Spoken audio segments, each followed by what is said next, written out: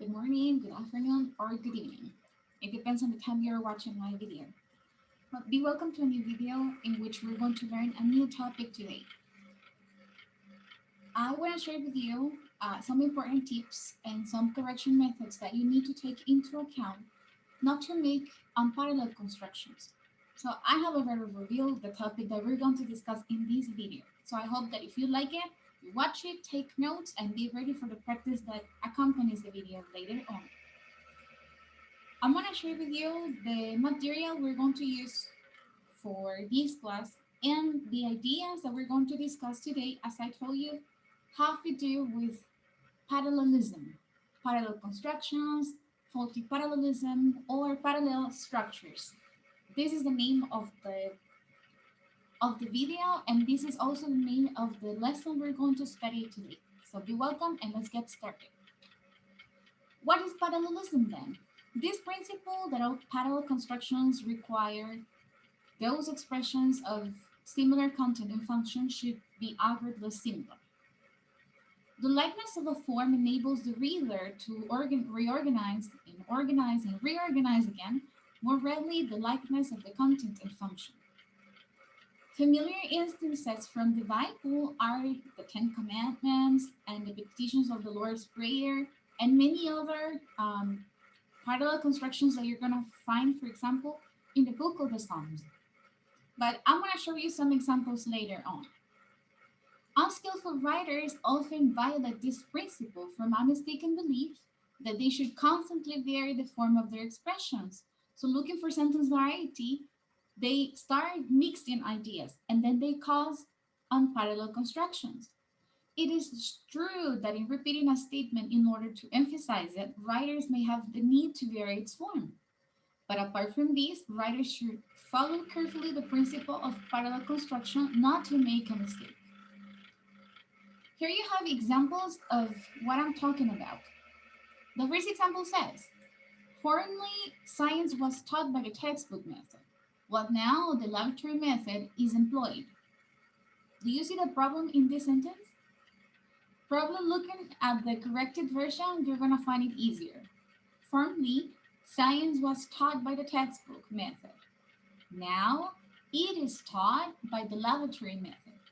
As you can see in the problem, we had passive voice, and in the other one, we had passive voice again. But the problem here is that the wording of the two sentences here, or the clauses in this case, is different. A corrected version will suggest a clearer version of it, as you see in the example. The left-hand version gives the impression that the writer is undecided or timid. He seems to be unable or afraid to choose one form of expression and to hold onto it. While the right-hand version shows that the writer has at least made his choice and abided by it. So when you're ready to write your sentences, your ideas, is because you have already gone through brainstorming. And sometimes brainstorming needs you to have all the ideas you have to jot down your papers, but later you need to organize them. So parallelism also has to do with the process of writing, but before writing, incubating your ideas and making them equal. That's why the name parallel. By this principle, an article or a preposition applying to all the members of a series must either be used only before the first item or else be repeated before each term. And you see the examples here. The French, the Italian, Spanish, and Portuguese. You said da, but at the end you didn't say the Portuguese. The French, the Italians, the Spanish, and Portuguese. In spring, summer, or in winter. In, not preposition, or in preposition again. In spring, summer, or winter, or in spring, in summer, or in winter. You have the right to decide if you want to keep this first item or preposition or determiner in the first noun or in the first adjective and later repeat in every of the pieces of the series, or you can just use it at the beginning and avoid them until the end. And you have here another note. Correlative expressions, both, and, not, but, not only, but also, either or, first, second, third, and the like, another sequence adverbs, should be followed by the same grammatical construction. Many violations of these rules can be corrected by rearranging the sentence. How so? You have here examples. It was both a long ceremony and very tedious. A corrected version of this may suggest to have both and, but to have both adjectives in coordination. So we'll say, the ceremony was both long and tedious. A time not for words, but action. For words, but actions. Not for words, but action. A time not for words, but for actions. Not for noun, but for noun. Either you must grant his request or incur his ill will. You must either grant his request, noun phrase, or incur his ill will. Grant, either verb, noun phrase, or verb, noun phrase again. This is parallel. This is not parallel. This is faulty parallelism. My objections are, first, the injustice of the measure. Second, that it is unconstitutional. What is the problem? First, the injustice of the measure. This noun phrase, and here, this noun clause. How do we suggest a possible correct version of it? Well, my objections are, first, that the measure is unjust or unfair. Second, that it is unconstitutional. And you have two noun clauses instead of one noun phrase and one noun clause. Now, when making comparisons, the things you compare should be couched in parallel structures whenever that is possible and appropriate. There are instances in which we can have all parallel constructions all right, but there are other instances in which you probably need to violate the regulations and probably not have that. But whenever it is possible, you have to catch them together. Example of it, my income is smaller than my wife. Smaller than my wife. My income is smaller than my wife's. Here you see an example of probably not repeating the word income. We will use wives, and the sentence is totally right. Let's go with another one. When we talk about parallelism, we need to talk, as I was telling you, about parallelism in words, phrases, clauses, sentences, and even paragraphs. With the ing form, gerund of words, sometimes you have a parallel structure like this. Mary likes hiking, swimming, and bicycling. With the infinitive phrases, Mary likes to hike, to swim, and to ride a bicycle. Or Mary likes to hike, swim, and ride a bicycle. If you keep all of them gerunds, gerund, and gerund, or you keep them infinitive, infinitive, and infinitive, or you use the infinitive form, the full infinitive form at the beginning, and if the other ones are infinitives too, obviously, then you're going to have the very infinitive. That means the infinitive without the particle to, and it is all right too. What happens if we mix them? It says the note. You can use to before all the verbs in a sequence, or only before the first one. These two choices are right. The problem will be if you try to use infinitives and gerunds in the same sequence. That is unparalleled, but using this one or the other one is all right. Good. Do not miss forms. You have an example of unparalleled constructions. It says, Mary likes hiking, swimming, and to ride a bicycle. This is what I was telling you about. To make it parallel, we will say, Mary likes hiking, swimming, and riding a bicycle. All of them gerunds. You cannot combine gerunds and infinitives there. Example 2. The production manager was asked to write his report quickly, accurately, and in a detailed manner. Adverb, adverb, and what happened here? There's a prepositional phrase. How do we fix it? The production manager was asked to write his report quickly, accurately, and thoroughly. All of them are adverbs. The teacher said that he was a poor student because he waited until the last minute to study for the exam, completed his lab problems in a careless manner, and his motivation was low. It seems like we have mixed the structures here, right? So we have come up with an unparalleled construction. What if we say, the teacher said that he was a poor student because he waited until the last minute to study for the exam, completed his lab problems in a careless manner, and lacked motivation. You have noun. After this story, you have a verb and a noun or a noun phrase. But here you see a whole clause here. After phrase, phrase, phrase, you have a clause. And here we have kept all of them to be phrases. The verb phrase plus a noun phrase after it. Now, when we talk about a parallel structure, we also need to remember that parallelism comes in all forms, and it has to also be respected when we use clauses. Not only when we use phrases, but when we use clauses as well. A parallel structure that begins with clauses must keep on with clauses, not change into phrases or words. Changing to another pattern, changing the voice of the verb from active to passive or vice versa, will break parallelism.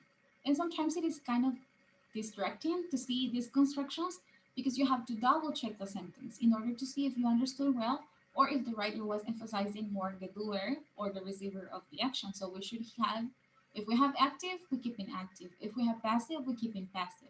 And if we have clauses, we should maintain the clause structure. You see an example here of a non-parallel construction. The coach told the players that they should get a lot of sleep, that they should not eat too much, and to do some warm-up exercises before the game. This last part messed up with what the writer was saying first. From keeping it parallel up to the word much, then he distracted the reader by adding this extra information after the word and. So how do we possibly fix this mistake? The coach told the players that they should get a lot of sleep, that they should not eat too much, and that they should do some warm-up exercises before the game. Quick question. What if I delete that here? The coach told the players they should get a lot of sleep, they should not eat too much, and they should do some warm-up exercises before the game. You can actually have that. Though here, the writer kept that because he used it at the beginning. So he used that, and that. But he is here keeping and honoring the closed structure parallel construction that he came up with first. And here you have another example. The coach told the players that they should get a lot of sleep, not eat too much, and do some warm-up exercises before the game. This one is better, is shorter, is more concise, and you have exactly said the same thing. Now, the salesman expected that we will present his product at the meeting, that there will be time for him to show his slide presentation, and that questions will be asked by prospective buyers. Here you see the change at the end from active to passive. So to make it parallel, we will keep it in active form. So saying, the salesman expected that we will present his product at the meeting, that there will be time for him to show his slide presentation, and the prospective buyers would ask him questions. All this idea in active form. There's no need to change from active to passive, and when you do it this way irresponsibly, we cause an unparalleled construction or a faulty parallel construction in the sentence. Now, when we have lists after a column, you also need to remember that you need to make sure to keep all the elements in a list in the same form. You have an example here. The dictionary can be used to find these word meanings, pronunciations, correct spellings, and looking up irregular verbs. At the end, the writer made up his mind and sounded either shy or probably undecided.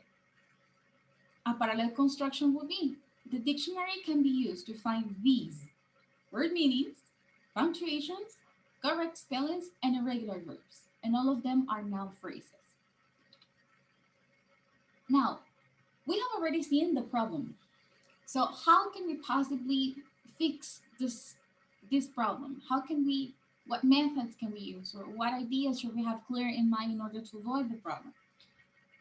Skim your paper, pausing out the words and or sometimes check on each side of these words to see whether the items that you are joining are parallel or not. If not, make them parallel. Always double check. Sentence elements that are alike in function should also be alike in construction. These elements should be in the same grammatical form so that they are parallel. Listen to the sound of the items in a list or the items being compared. Do you hear the same sounds? Do you listen to the music that you are reading when you are seeing, reviewing, and proofreading what you have written? For example, is there a series of ing words beginning each item? Or do you hear a rhythm being repeated? If something is breaking that rhythm or repetition of sound, check to see if you need to make it parallel. Parallel constructions sound very alike, and we're going to see some examples a little bit later. If you have several items in a list, put them in a column to see if they are parallel. That helps, especially when you're writing something bigger than a paragraph, because when making lists, you make sure that you're using exactly the same words. If you're using terms, the terms that you're using are listed, and you will see if they belong to the same category and if they have been written in the same form. So you've got to pay attention before you write. And when you write, as I was telling you, listen to the sound of the items in lists that you have used. And in that way, you're going to spot if you have made unparalleled constructions. You see examples of this one. And first, keep in mind that when you use parallel constructions in your writing, sorry, you will have economy, clarity, equality, and delight in your writing. Always keep the words parallel, the phrases, and the clauses. Always bear in mind that they have a form that you need to respect, as you see here in the picture that appears in the slide. The elements that you see here, on the other hand, are not parallel. Thinking, to run, to see, since I understand, at the time, being there, because I care, to meet. Used in a sentence, they create a jarring effect and produce writing with unclear emphasis and meaning. We call such an error faulty parallelism.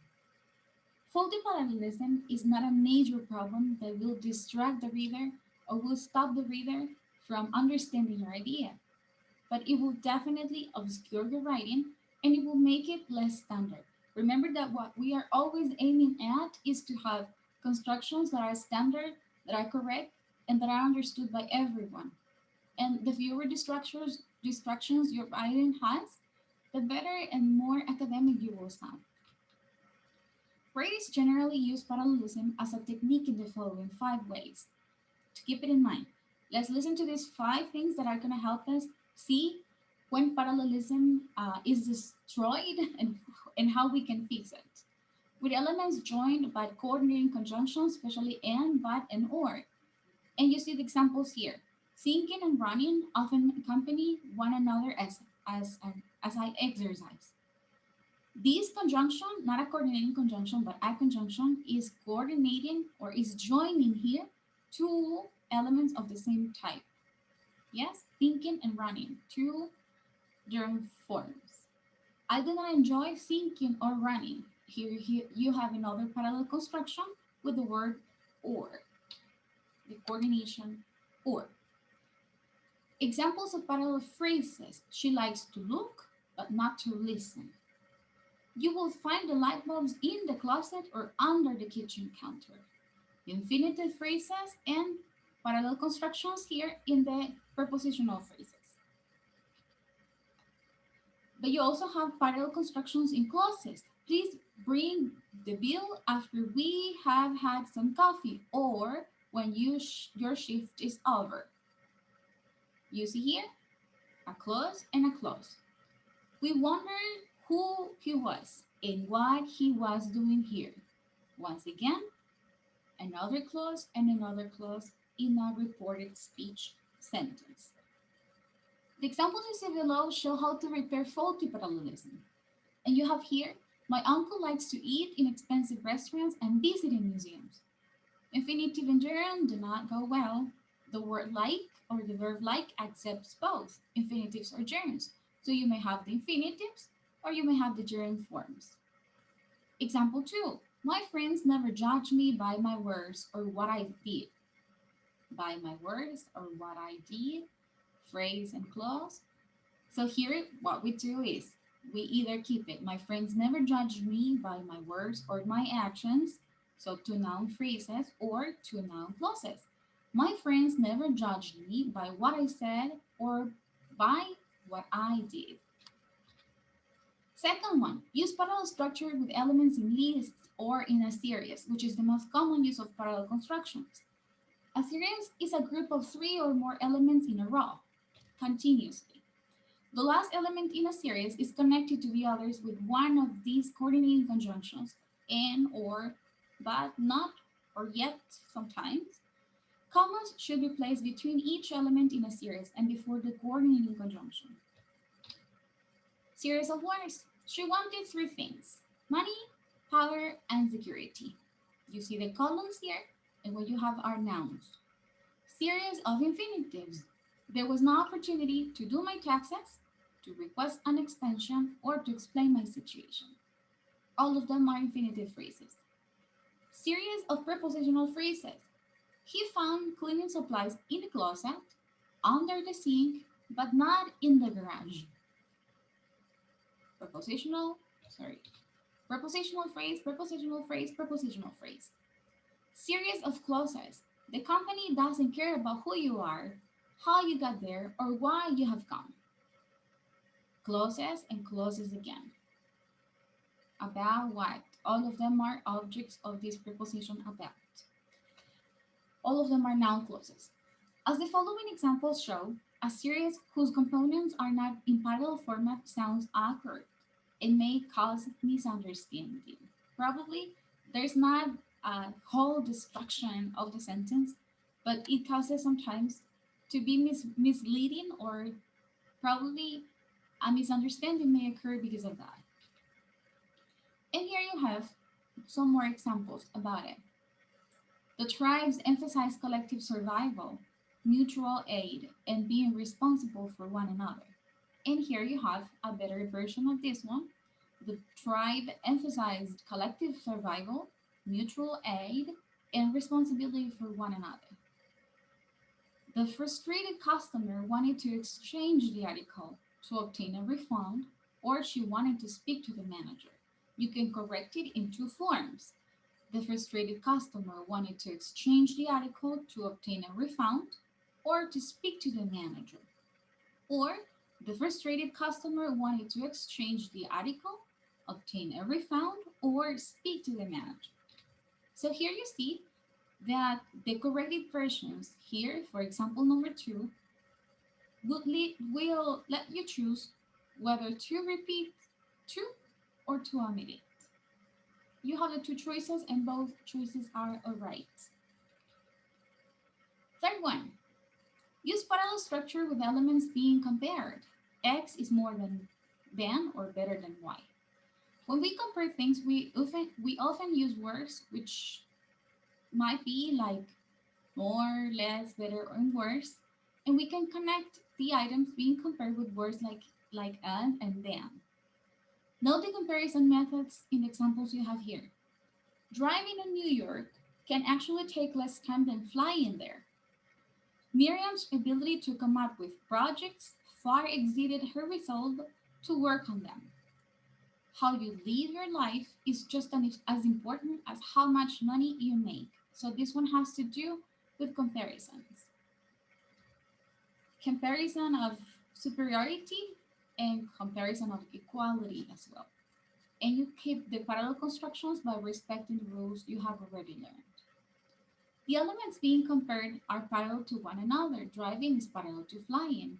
Miriam's ability is parallel to her resolve to. How you live is parallel to how much money you make. So comparing items without using parallel structures may cause confusion about what is being compared to what. Repair faulty parallelism in comparisons by making one element of the comparison parallel to the other. I like swimming better than to dive. That is incorrect. I like swimming better than diving, or I like to swim better than to dive.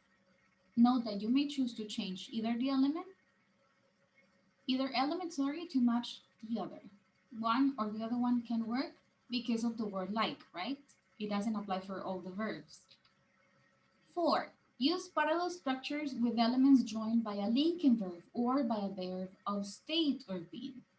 Joining elements with linking verbs or verbs at the end states or suggests a completing of the first item by the second one. Often, in fact, an equality between the two is being set up as the examples that you see here. What you see is what you get. Being Jim's friend means being constantly alert.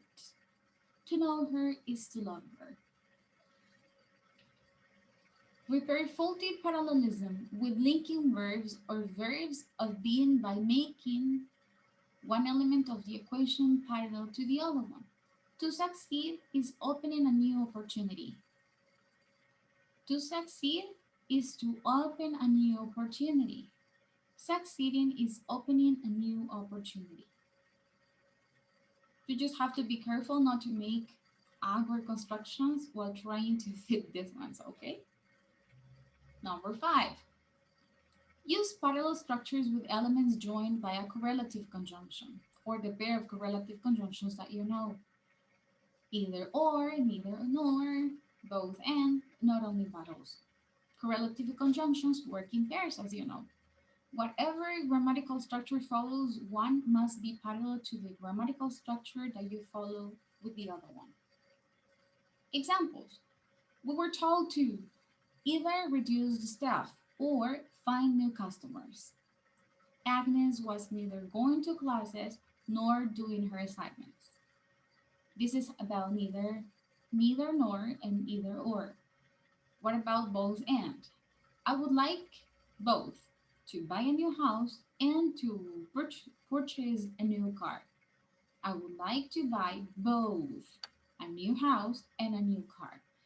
Here you see in both and that you have both infinitive phrase and infinitive phrase.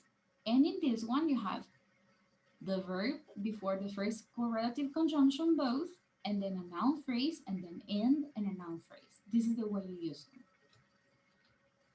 Examples with not only but also. As young recruits, we were told not only what to do, but also what to think. Sam hoped not only to go to France for the summer, but also to live there later on. Repair faulty parallelism with correlative conjunctions by making one structure parallel to the other as shown in the examples below.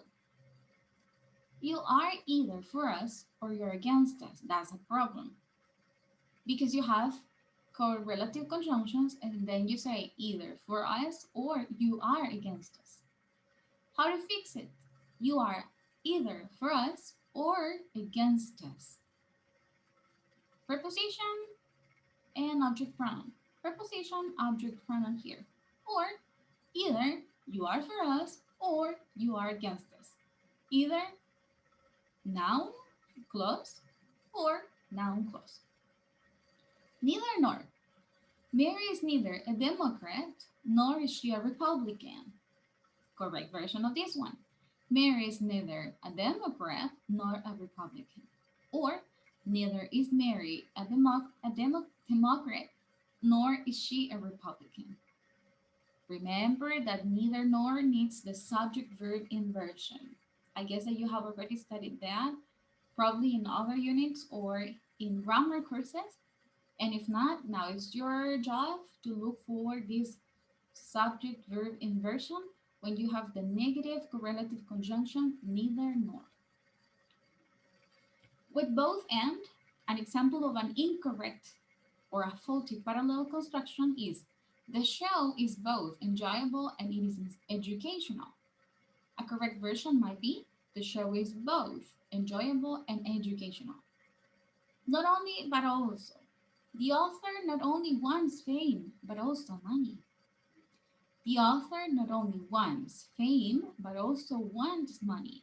Not only verb plus noun, but also verb plus noun. And the other form of this one can be the author wants not only fame, but also money. Not only noun, but also noun. So, up to the point, let's recap. What is a parallel structure then? It refers to matching grammatical structures in sentences. Elements in a sentence that have the same function or express similar ideas should be grammatically parallel or grammatically matched. So they have to be matchy. Parallelism is used effectively as a rhetorical device throughout literature and in speeches, advertising copy, and popular songs. And you see some examples now at the end. Parallelism in writing, always keep this in mind, guys. Good parallel structure improves the clarity of your writing. To make your writing parallel, use the same grammatical rank of the forms that you have for all the items in a list. Lists, can be any of the things, parts of the sentence or parts of speech, headings in a report, items in a resume, bulleted lists, and you can even have types of parallelism, as I was telling you, in songs, popular songs, in the Bible, or in authors that probably you may have a little idea about. I don't know if was Winston Churchill rings your bell. He did not say, I have nothing to offer but bleeding, toil, tears, and sweating. But he said, I have nothing to offer but blood, toil, tears, and sweat. Churchill knew parallelism. Reading is to the mind what exercise is to the body.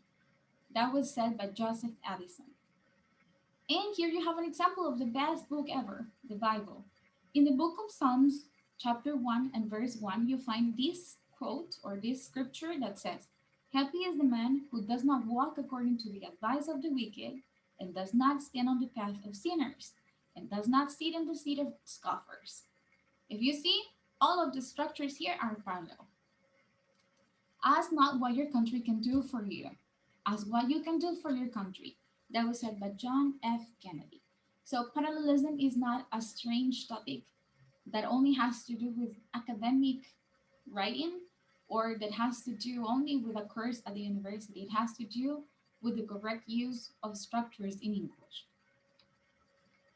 right? So here you have some more examples about this. The housekeeper looked inside the drawers, the bookcase, and under the recliner. But under the recliner has changed everything here.